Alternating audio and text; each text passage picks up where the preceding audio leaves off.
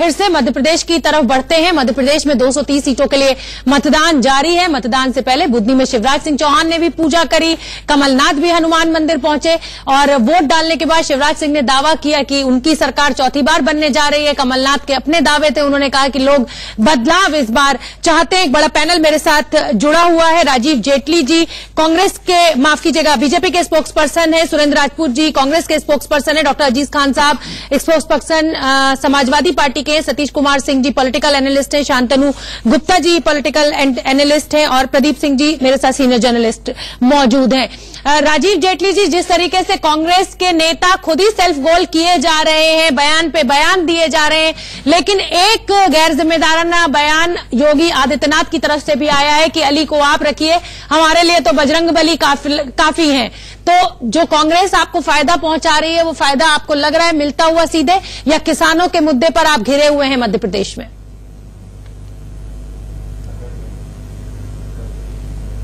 देखिए, हर तरीके से कांग्रेस ने अपमान किया, हमारी डेमोक्रेटिक सिस्टम का अपमान किया, ये कहकर कि 90% मुसलमानों की पोलिंग करवा दीजिए, नहीं तो हमारा बेड़ा गर्क हो जाएगा। इसमें केवल आप अप्रोच कर रहे हैं, अपील कर रहे हैं मुसलमानों से। और दूसरी तरफ आज शिवराज सिंह जी चौहान ने, हमारी पूरी भारतीय जनता पार्टी ने कहा कि हर जिम्मेदार नागरिक को बाहर निकल के अपनी पोलिंग करनी चाहिए। तो एक खतरा उन्हें यहाँ पर नजर तो आता है, क्योंकि विकास के लिए कोई ऐसे रोल मॉडल या ऐसे कोई इतिहास नहीं है जिसे रखकर, मध्य प्रदेश का इतिहास जिसे रखकर वो चुनाव लड़ सके। अभी जब भी चर्चा होगी, आप देखिए, कोई भी कांग्रेस के प्रवक्ता से आप ये बोलिए कि आप एक ऐसी बात बताइए मध्य प्रदेश में जब कांग्रेस की सरकार हुआ करती थी जो आप कहें कि हम रिपीट करके दिखाएंगे। सर, 15 साल पुरानी बात हो गई, अपने 15 सालों की बात कीजिए। सड़कों को लेकर परेशान है मध्य प्रदेश के लोग। 15 साल हो गए, आप कांग्रेस से तो सवाल पूछिए ही मत। मैं यही 15 साल बहुत लंबा समय होता है। मैं जी शोभना जी, मैं मध्य प्रदेश में बहुत फ्रिक्वेंटली जाता हूँ।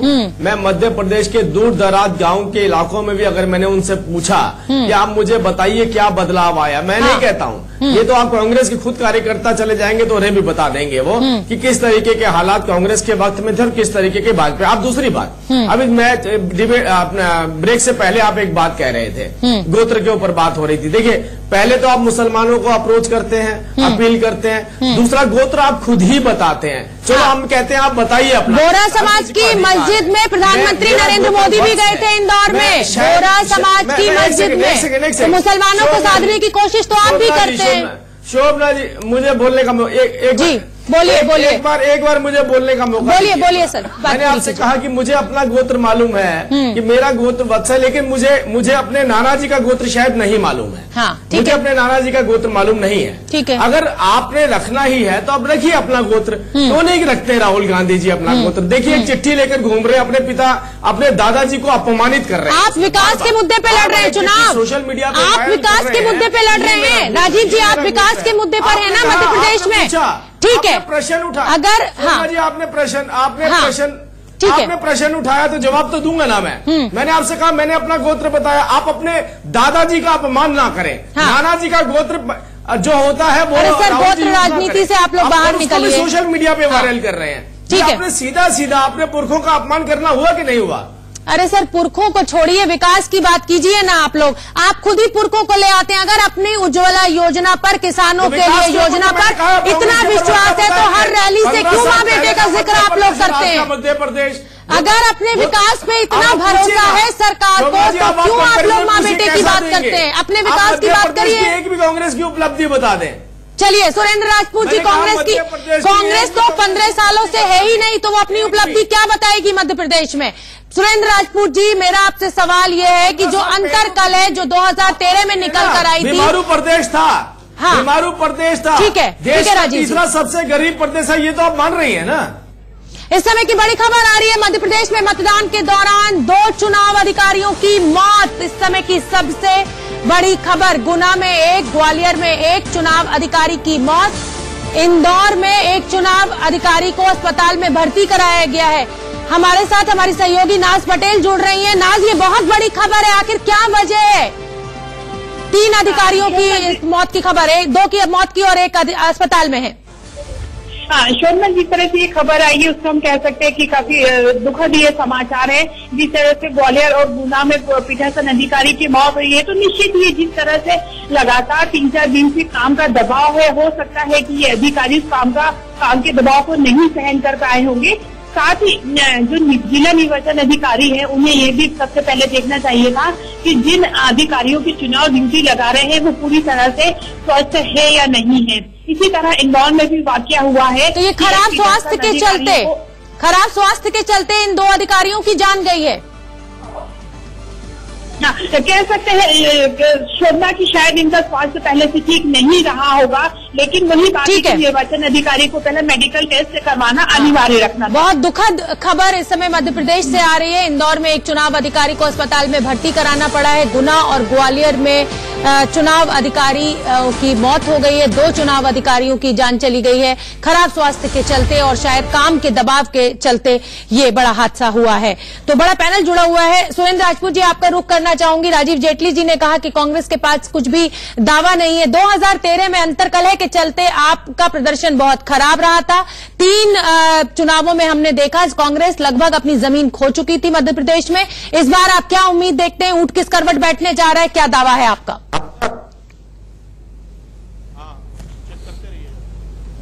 शोभना जी, पहले तो मैं धन्यवाद दूंगा हमारे सुरक्षा बलों को जिन्होंने नावेद जट को मार गिराया।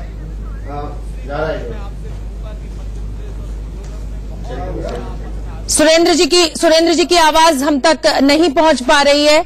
सतीश कुमार सिंह जी, कांग्रेस में अंतरकलह की बात खुलकर सामने आई है अभी तक, लेकिन इस बार संगठन ने ये दावा किया है और जो देखने को भी मिल रहा है कि काफी कुछ यूनिटी है। हालांकि दिग्विजय सिंह एक न्यूसेंस वैल्यू हमेशा रहे हैं कांग्रेस के लिए, लेकिन इस बार उन्होंने भी बहुत साधा है और लगातार पूरी ताकत उन्होंने अपनी झोंक दी है चुनाव प्रचार में। तो कांग्रेस के लिए जमीन बनती देख रहे हैं आप मध्य प्रदेश में? कांग्रेस के दिग्विजय सिंह की चुप्पी के बावजूद भी कांग्रेस के भीतर कई फैक्शन हैं, वो जो दिखाई भी दे रहा है।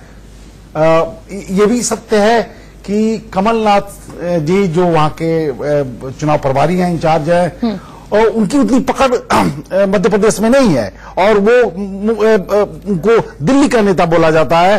तो इस तरीके से हम देखते हैं कि कांग्रेस का वैसा सर्वमान्य जैसा कि बीजेपी के पास है, हार हो या जीत हो, लेकिन उनके पास एक चेहरा है चीफ मिनिस्टर का और उसके लिए उसके आधार पर वो लड़ रहे हैं। देखिए कितनी दिलचस्प तस्वीरें आ रही हैं। कैलाश विजयवर्गीय रथ पर बैठे हुए हैं, उनका बेटा जो है वो चुनाव लड़ रहा है। इस बार इंदौर की एक सीट से चुनाव लड़ रहा है प्रदीप जी, अगर मैं गलत नहीं हूं, कैलाश विजयवर्गीय का, और रथ पर बैठे हुए इस समय आप उनको देख सकते हैं